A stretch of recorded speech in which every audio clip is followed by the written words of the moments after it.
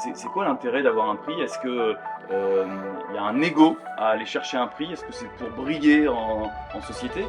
Ça donne confiance en soi et je remarque que l'agent, Il y a le côté de l'ego des architectes, mais il y a comment on construit aussi la légitimité d'un prix.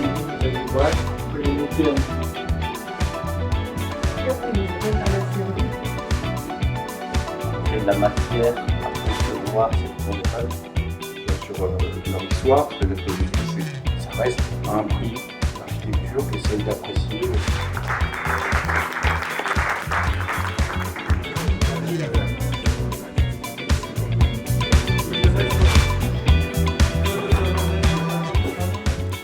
Olivier Namias, architecte, journaliste et rédacteur en chef d'AMC depuis 2023, juin 2023. Nous, en fait, on a un prix qui est structuré autour d'un jury de personnalité qui est prise dans l'architecture, la maîtrise d'ouvrage. On essaye d'avoir l'ensemble un peu des métiers, donc l'ingénierie, enfin le paysagisme, donc un peu des professions les plus proéminentes en fait dans les équipes de maîtrise d'œuvre. Et nous, c'est un jury de 2 jours en fait, avec une audition de tous les candidats qui nous présentent leur projet. Donc première journée, on reçoit 20 candidats et avec 10 minutes de présentation, 10 minutes de questions. La deuxième journée, on reçoit le prix de la première œuvre, donc 5 candidats. Et après, on a un débat d'architecture, un débat sur le choix des prix. Où comme on a plusieurs catégories maintenant, jeunesse, culture, jeunesse et sport, habitat, plus nouvelle catégorie infrastructure, on a lieu d'activité, j'en oublie toujours une. Et donc on choisit en premier le prix qui va être l'équerre d'argent, quoi. Oui, alors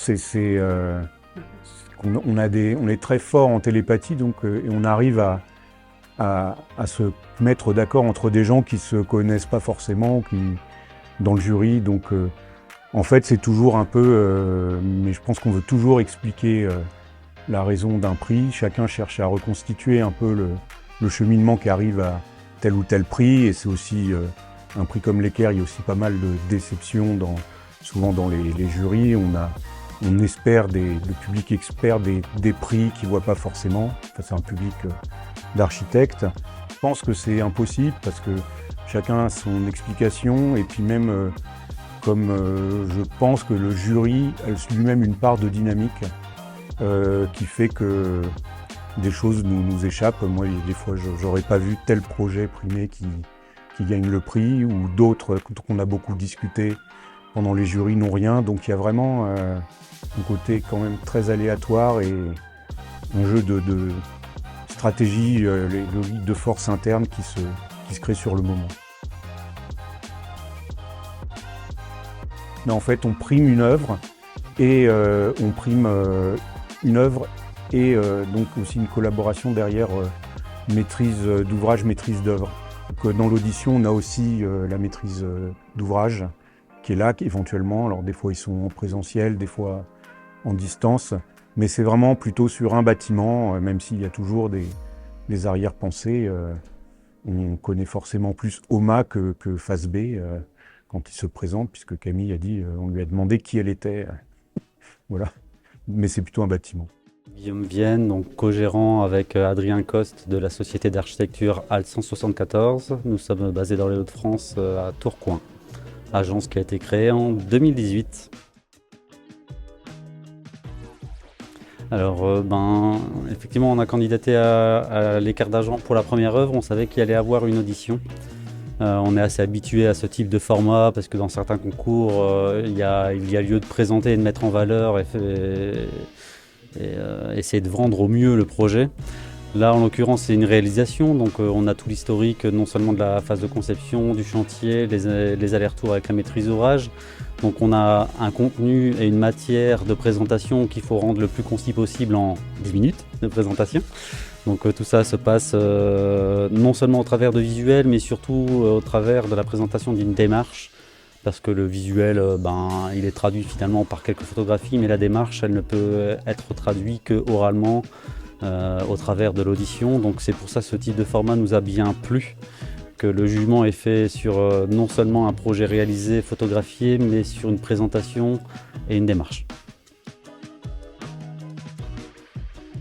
Là c'est tout frais, donc ça change la vie. Le moment où on le reçoit, on est content, on boit un petit verre et puis effectivement c'est appréciable d'avoir un peu de gratification. On ne sait absolument pas s'il va y avoir des suites, des coups de téléphone intéressants. Nous aujourd'hui, ce que l'on recherche, c'est de continuer à travailler sur des marchés publics, avoir des projets intéressants avec des maîtrises d'ouvrage intéressantes. Bon, non, c'est des exercices pour lesquels on n'est absolument pas habitué, donc c'est plus de l'anxiété que de se dire ouais, super, je vais être remarqué ou quoi que ce soit. Donc non, plus de l'anxiété. Après, effectivement, c'est intéressant de faire des rencontres, rencontrer des nouvelles personnes, des gens intéressants. C'est toujours enrichissant, donc ça n'est qu'un prétexte finalement à faire des belles rencontres. Je m'appelle Léonard Pinel, je suis architecte et j'ai écrit un article de recherche sur la question du prix en architecture, de son intérêt et de son impact sur le monde architectural. Alors le prix en architecture, il a une histoire je pense qui est longue, qui vient historiquement de son rapport à l'art et notamment à la mise en concurrence des artistes et notamment au prix de Rome qui existe depuis les années 1600-1700. Et aujourd'hui, les prix tels qu'on les connaît, ils existent eux depuis les années 60, 70, 80 en gros. Et ça intervient à peu près au moment où le prix de Rome s'arrête, c'est-à-dire en 68.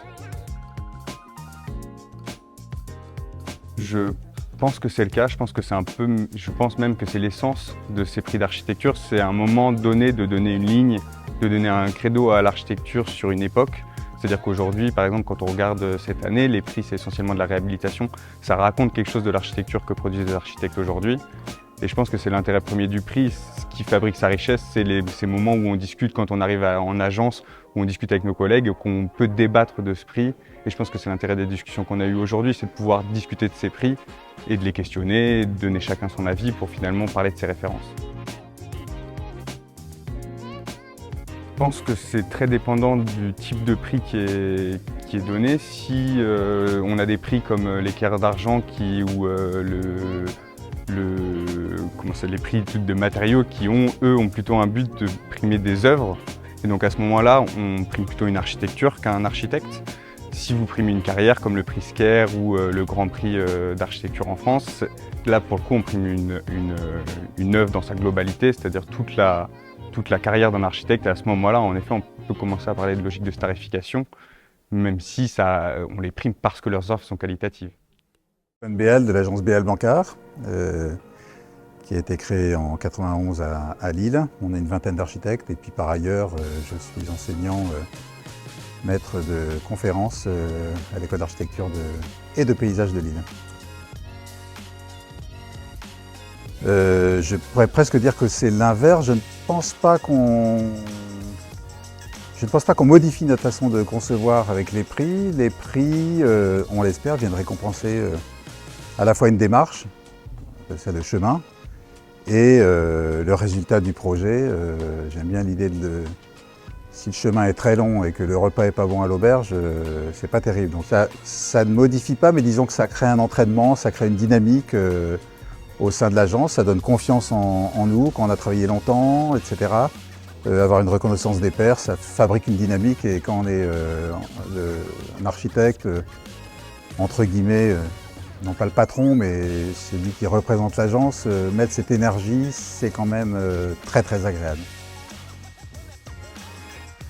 Faire des projets intéressants, j'ai pas dit des beaux projets, j'ai dit des projets intéressants et d'une certaine manière dont l'expression finale va caractériser une démarche vertueuse.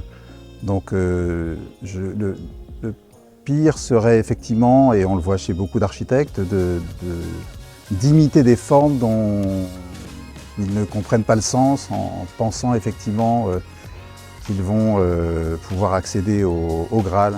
Et je pense qu'aujourd'hui les membres des jurys d'architecture recherchent effectivement cette sincérité dans les œuvres qui sont produites. et qui de temps en temps effectivement sont incarnés par des personnes qui sont brillantes et qui peuvent diffuser.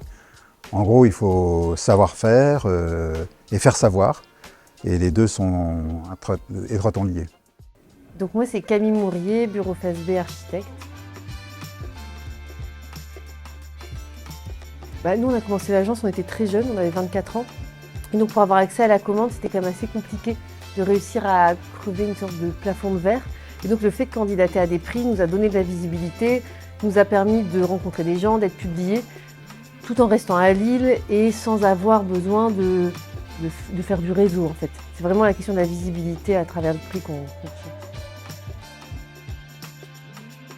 Moi ça fait toujours plaisir. Après c'est pas ça qui doit être le moteur du travail parce qu'elle est quand même extrêmement ponctuelle. Dire recevoir un prix c'est un moment sur 5-6 ans, donc si on attend le prix pour avoir du plaisir à faire son travail, je pense que c'est un peu vain. Pour moi c'est l'œuvre. C'est pas obligatoirement l'artiste, parce que nous, de toute façon, on est une agence, on s'appelle FASB, donc on est plein à concevoir l'œuvre, on est 2 associés, mais il y a plein de gens derrière, et donc à un moment, c'est un travail ensemble avec la maîtrise d'ouvrage, avec les usagers qui est récompensé, plus que l'artiste. Je ne me considère pas comme une artiste. Je dirais c'est important de réussir à faire venir, à ce que les gens viennent visiter le bâtiment pour candidater à des prix, et donc à mettre de l'énergie dedans. En fait, pour gagner un prix, je pense qu'il faut le vouloir, il faut mettre de l'énergie. Il ne faut pas hésiter à candidater à plusieurs prix pour maturer une forme de terreau. Et c'est grâce à ça qu'on gagne un prix, surtout quand on n'est pas connu à la base. Je pense que c'est différent quand on a un grand nom d'architecture.